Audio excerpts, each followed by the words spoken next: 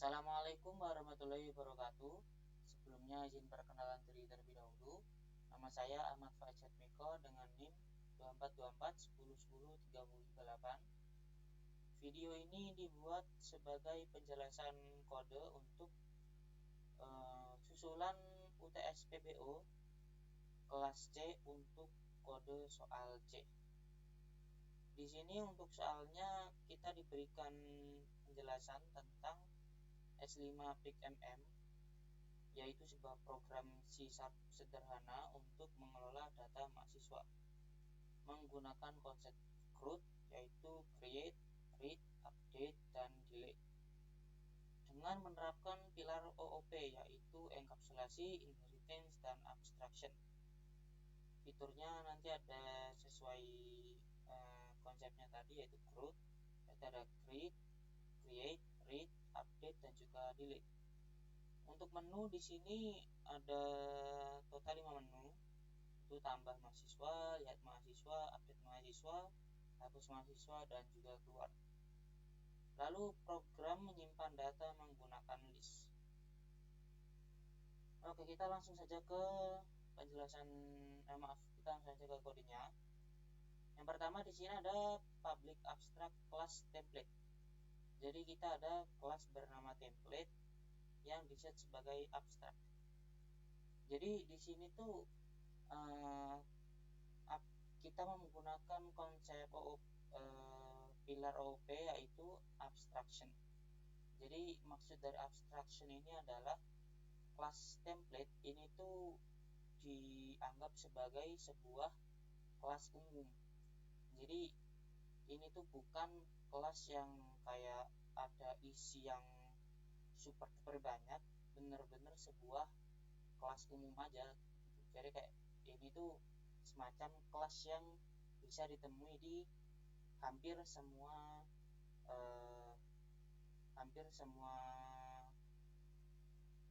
hal yang berhubungan dengan OOP, yaitu template. Jadi konsep OOP itu kita memakai template, yang dimana template ini nanti tuh kita pakai untuk menciptakan data-data baru gitu. Lalu di dalam kelas template ini kita ada yang namanya nama. Nama ini nanti ada get sama set. Jadi get sama set ini itu termasuk dengan konsep encapsulation. Jadi encapsulation ini tuh semacam cara yang digunakan agar untuk meningkatkan keamanan dari sebuah data. Jadi ketika public string nama ini melakukan get dan melakukan set, orang luar itu tidak akan tahu si nama ini tuh melakukan get apa dan melakukan set apa, karena ketika dilihat mungkin di website atau di mana begitu, yang dilihat cuma nama ini melakukan get dan melakukan set, tapi tidak tahu get up ini tuh getnya ngapain, terus setnya ngapain. Cuma tahu kalau nama ini mendapatkan data, lalu datanya juga bisa di-set atau ditetapkan. Lanjut, di sini ada public class mahasiswa yang melakukan turunan parent kepada template. Jadi konsep ini itu termasuk sebagai turunan atau inheritance. Jadi mahasiswa itu tuh kayak menjadi turunan dari template, yaitu sebuah sebuah kelas yang berisi nama. Jadi di dalam kelas mahasiswa, selain ada NIM dan juga jurusan, nanti juga akan ada nama yang merupakan bagian dari kelas template.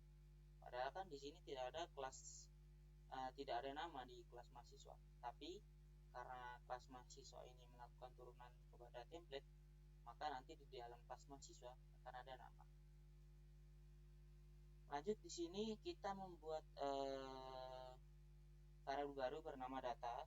Data ini akan menjadi kelas data ini akan mengambil, bisa dibilang kayak menjadi kelas mahasiswa yang baru yang akan ditempelkan. Di Di sini juga ada jumlah itu diset menjadi 0 ya, untuk mempermudah penghitungan di bawah. Yang pertama ada create. Create di sini adalah menambahkan data mahasiswa, yaitu NIM, nama, dan juga jurusan. Lalu NIM itu harus unik, tidak boleh duplikat.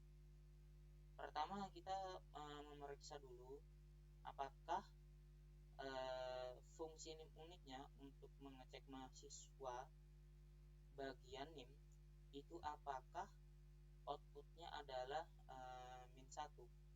Jadi ketika sebuah data itu tidak ada, maka outputnya itu adalah -1. Nah, kalau ini nilainya true, maka akan muncul output NIM sudah ada, coba lagi, lalu akan return kembali ke tampilan sebelumnya. Nah, kalau tidak atau else, maka nanti data akan ditambahkan. Di sini ditambahkannya akan dimasukkan ke dalam sebuah mahasiswa. Oh ya, di sini di create ada mahasiswa ya. Jadi di sini kita membuat sebuah data baru variabel baru bernama mahasiswa. Lalu setelahnya di sini akan muncul output data tersimpan. Nah, kita lanjut ke read. Jadi di sini untuk read adalah menampilkan seluruh data mahasiswa yang tersimpan.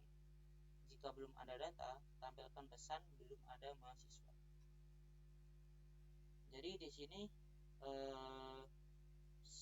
kalau misalkan jumlah itu ternyata nilainya adalah 0, maka akan muncul output belum ada data mahasiswa, lalu program akan return ke tampilan sebelumnya.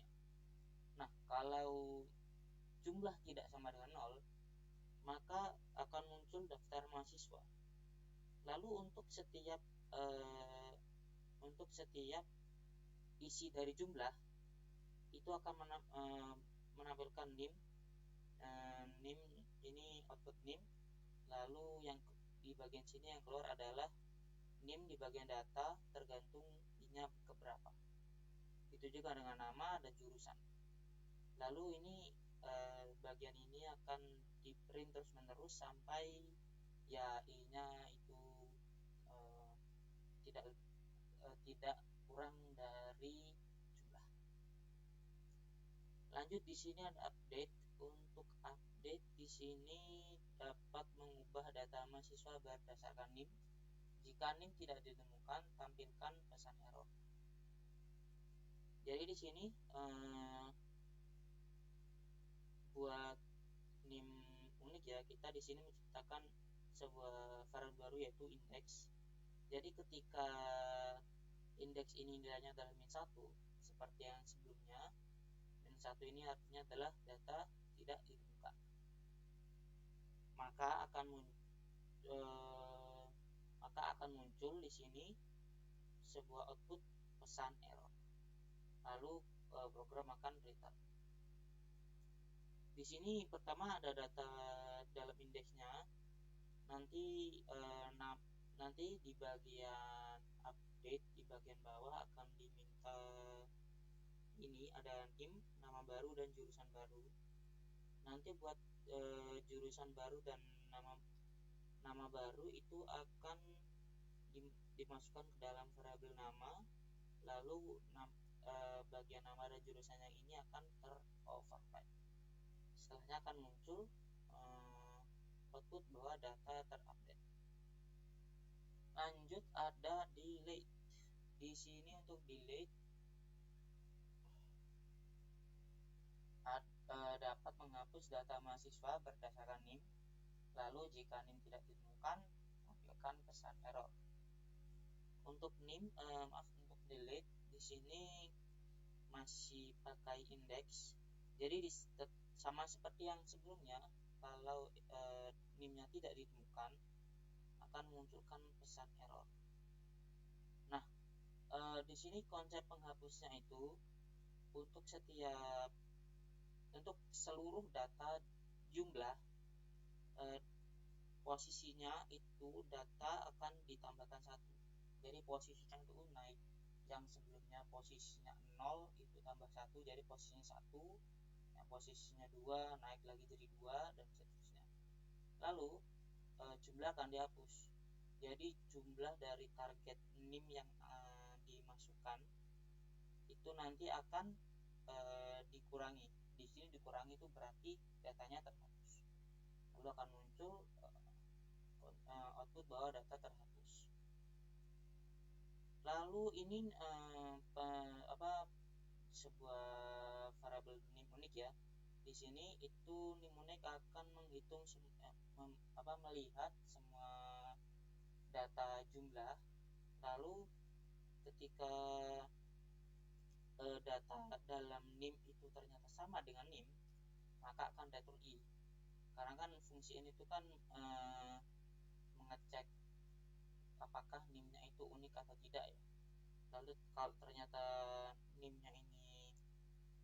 NIM-nya ini tidak sama dengan data apapun yang ada di dalam jumlah untuk bagian NIM, maka returnnya akan jadi -1. Dan kalau returnnya -1, itu akan menunjukkan akan sesuai dengan ya -1 di bagian outputnya. Lalu ada kelas mulai di sini. Jadi program ini dimulai dari sini ya. Ada main di sini. Lalu kita membuat sebuah variabel baru yaitu pick_mm di sini untuk programnya. Nah, di sini ada juga variabel jalan yang diset menjadi true. Nah, selama jalan yaitu jalan sama dengan true, maka program ini akan muncul mulai dari konsol ini sampai case 4 ya. Karena di sini case 5 jalan akan bisa jadi false nanti. Di sini muncul output ya. Jadi ada S5 pick_mm, lalu isinya ada tambah mahasiswa, lihat mahasiswa, update mahasiswa sesuai dengan bagian menu ya. Lalu di sini untuk pemilihannya ini pakai switch ya. Jadi di sini untuk case 1 nanti apa, case 2 nanti apa, case 3 nanti apa, case 4 nanti apa, case 5 itu nanti apa, dan default ini yang tidak termasuk di dalam case-nya. Tidak termasuk dalam case-nya ini nanti 1 sampai 5. Berarti kalau misalkan user tidak memasukkan 1 sampai 5 berarti ya nanti akan keluar ini.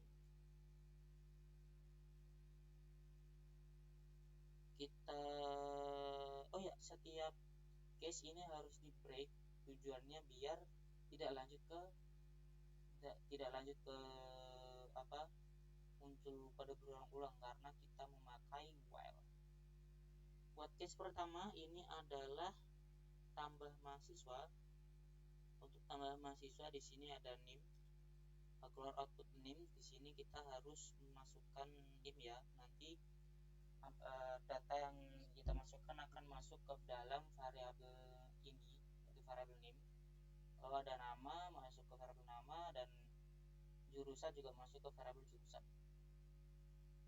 Nah, di sini ada fungsi create-nya dipanggil ya.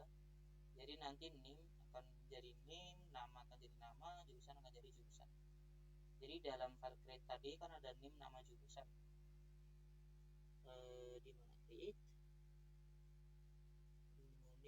Create. Nah, ini dia. Jadi dalam sini nanti di dalam bagian create kan ada NIM, nama, dan juga jurusan. Jadi nanti di-span di dalamnya. Lanjut di case 2 ini cuma fungsi read ya. Jadi fungsi read tadi kan menampilkan semua data. Jadi ini saja isinya. Lalu untuk case 3 ini hampir sama dengan NIM ya, buat tambah ya. Jadi kita masukin NIM, lalu masukin nama baru dan juga jurusan baru. Nanti fungsi update akan dipanggil untuk variabel NIM baru, nama baru, dan jurusan baru. Karena kan NIM baru di sini kan dimasukkan ke bagian NIM yang akan kita ubah nanti. Lalu ada fungsi delete. Ini untuk case 4 kita cuma perlu manggil NIM saja ya. Setelahnya nanti NIM hapus itu akan melakukan output di di sini di-set menjadi tidak ada apa-apa di sini. Lalu fungsi delete dipanggil untuk bagian dim hapus. Yang kelima, di sini jalan di-set menjadi false yang akan menyebabkan program ini tidak akan muncul lagi. Karena program ini muncul kalau jalan sama dengan true. Terakhir, ini default sudah dijelaskan sebelumnya. Kalau tidak melakukan 1-5, nanti program akan program akan balik lagi. Kita akan coba run di sini.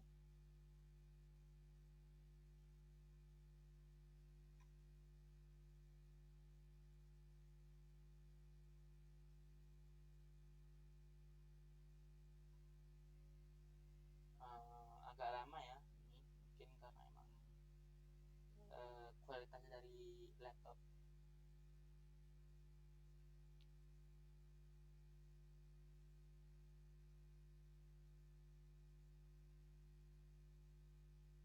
Oke, sudah muncul di sini.